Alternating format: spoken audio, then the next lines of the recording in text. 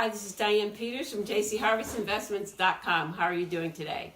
Well, we have snow in the Northeast. I can't believe it, but it looks worse than it did last time it snowed. And they said we were going to have a storm. Well, this looks a little bit worse. So I don't know about your weekend, but I know this weekend I was watching basketball, and I was very disappointed that my UConn girls lost. But that's okay. I'm glad. Congratulations to Notre Dame. The girls really did it on Mississippi and all the teams. And I especially want to say congratulations to Loyola Chicago. I mean, 11 seed, I think that's the first time 11 seed has gone this far. And that team, I mean, if you watch their defense, I mean, I hear everybody say that a team has a good defense, but let me tell you, that was the best defense I ever saw. And those guys have nothing to be ashamed of because they gave all their heart. And really, that's what it takes to do anything. And I found that out in life. I remember when I was growing up, I had this little make-believe playmate. His name was Kobe. And Kobe followed me everywhere and did everything with me. I never felt alone. And I think after the triplets, my brothers, Danny, Lloyd, and Charlene, I always call them the triplets, once my sister Charlene got to the age where I could play with her and boss them around and baby them and whatever, my mother asked me one day what happened to Kobe. I said, Kobe went far, far away. And as a young kid, I always had to have somebody around. And it was funny, as I got older and through the life experiences I've had, the various ones, I realized I was more afraid as a young person than I am today. And so challenges really are not that bad. Bad times in our lives really are not that bad when you think about the character it can create. And I have to go back to that Loyola Chicago team because nobody really thought they could go as far as they went. But you know what? I heard the commentators say that even in that game against Michigan, they really thought they could win. And honestly, at one point, they looked like they were going to beat Michigan. So it takes heart to be able to do whatever you want in life, and it also takes letting go of fear, because fear is something that really cripples us.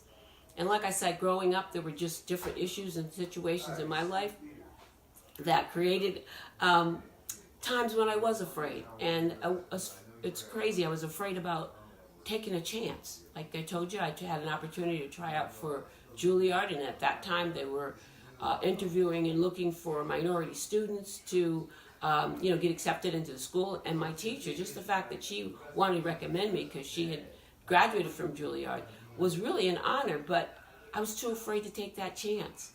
But I just know that fear can cripple you. It can just do so many things to you. Even in, like I told you, I've been involved in domestic violence with my first marriage. But I have to say that situation, although horrible as it was, it did make me stronger. And I'm just so thankful to this day that I was able to forgive my ex-husband. And, before he died, that was a letter that I sent to him. And that was good all around. And that took a lot of courage too. And I have to give the glory to God for giving me the realization that holding on to the hurt that I felt and the pain that I felt and even the fear was holding me back. And I'll be honest with you, once I wrote that letter, I can't even begin to tell you. During the time of my first car accident, I was suffering with spasms in my back. It was unbelievable. I'm always having these spasms. I wrote this letter to my son's father, and I am telling you, those spasms went away. I no longer had that, just tension in my back to the point where I was getting doubled over in pain. So it was at that point too, and like I said, sometimes I'm aware of what's going on, and sometimes I just do. But I just realized, I really remember realizing, what? This is true about forgiveness, You have to move on. So I looked at things in my life, not as bad. I looked at them as, an opportunity to grow. And so I just have to bring it all back to sports. For me, sports is about life. You're always going to have that challenge. You're always going to have someone who's going to try and make you stop you. And it's left up to you as to whether or not you're going to let that incident, situation, circumstance. Now, like I told you, grieving is really tough and challenges are really tough. And I can remember when my mom passed away, I really couldn't believe it. But that was the first adult experience I had with grief.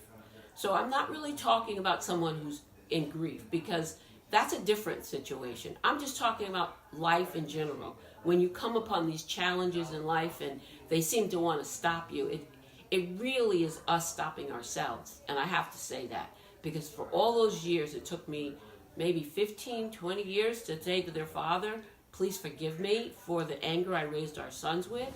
And like I said, to this day, I can see how it's affecting my children today. So I have to say that forgiving people really frees you up. You're no longer in that prison and you no longer remember the pain and the agony. But I know that every once in a while, my mind wants to go to that point where I want to get angry about something or I want to remember it. But then I tell myself, no, I'm not going to go there, because there's nothing good that's going to come of it.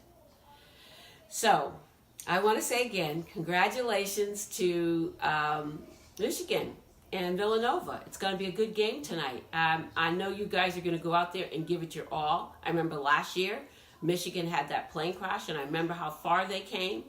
So guys, I can say to you, now it's time for you to go get that championship. And I'm going to say to Villanova, because I like both teams.